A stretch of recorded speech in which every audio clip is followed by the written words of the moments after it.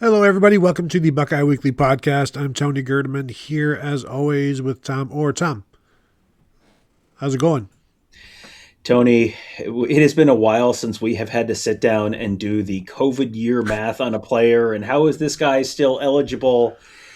Great news, Tony. Ohio State bringing in a seventh year potential super senior for a visit and a possible transfer portal addition. Not an addition yet, but again, we'll let you know. We're recording this on Friday afternoon.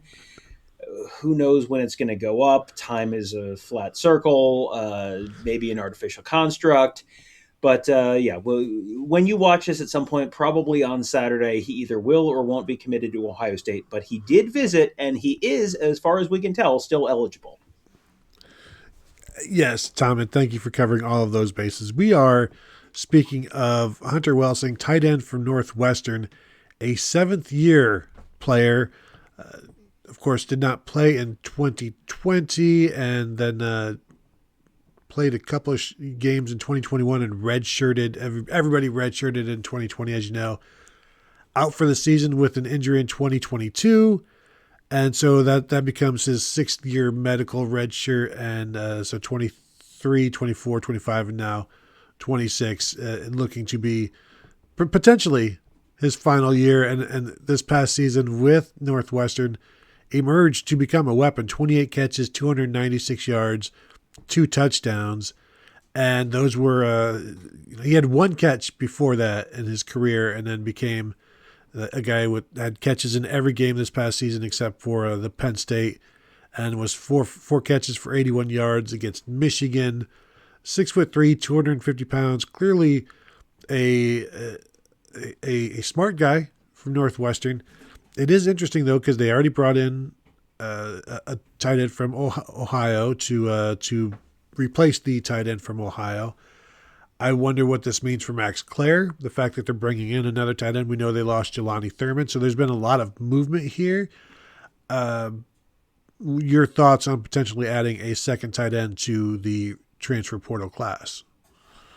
Well, as of the time we're recording this, the portal is still open for 7 more days. So Ohio State could have anywhere between 0 and 6 tight ends on their roster a week from now. So, at this point, if you can bring in a veteran player, a proven veteran player who has done it at the Big Ten level, I don't know that there's a real argument against that. Ohio State, as of the time we're recording this, has more than 20 guys in the portal. So you're going to end up turning over a bunch of your roster.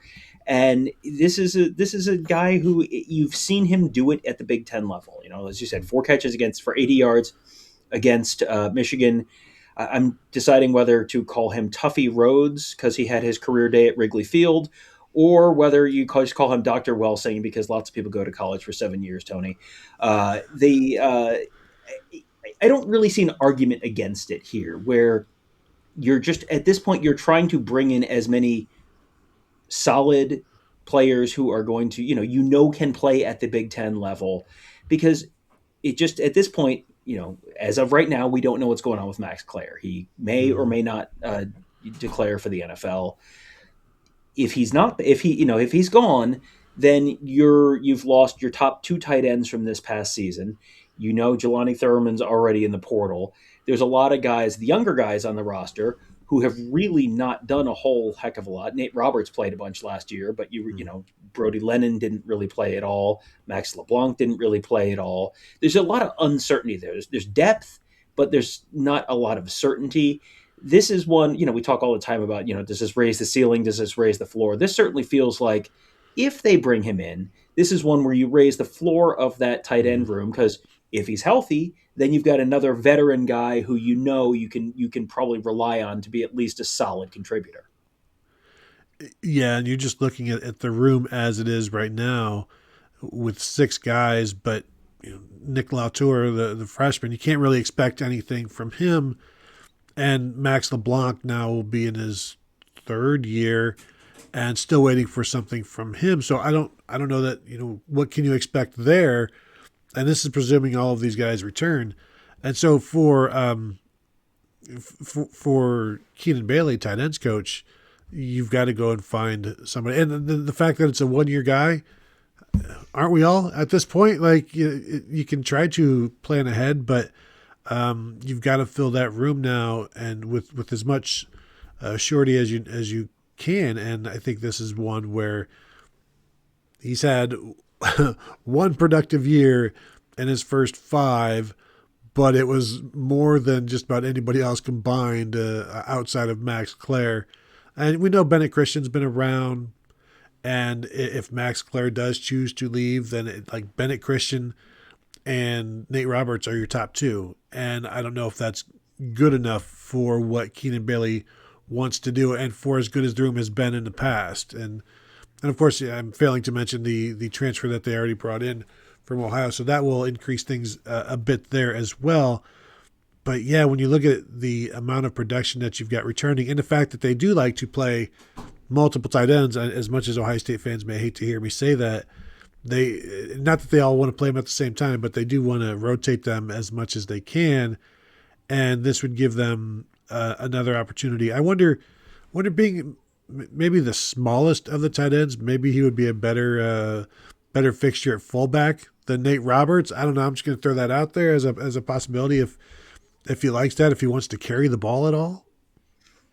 Yeah, and I think at this point you're just trying to give yourself options. And Mason Williams is the name. I think we've talked around him, but I don't know if we've actually said his name on this show. If you want to hear our thoughts on him, he was the guy who's transferred in from Ohio that feels like a pretty 1-to-1 replacement for Will Kazmarek there. But yeah, I mean, this is just all about options. I don't know that, Nate Roberts is the for sure forever fullback. Ryan Day was asked about, do you just think about just bringing in a traditional fullback? And he said he didn't really want to do that because then it's just, here's a guy who does one thing, and you want to have a guy who can do multiple things. You don't want someone who's just sort of pigeonholed into, he can do this one thing and that's it. And so, you can agree with that or not, but that was the stated answer from Ryan Day earlier in the year.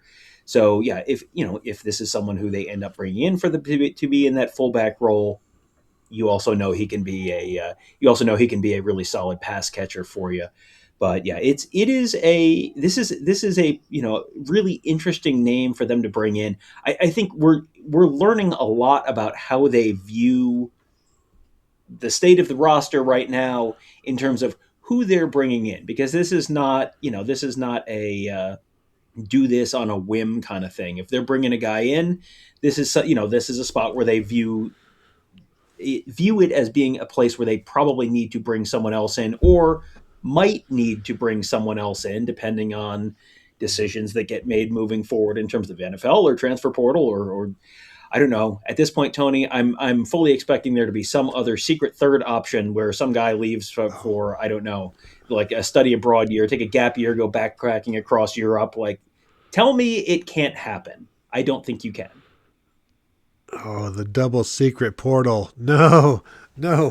Let's get out of here before something like that opens up and swallows us all. That will do it from here.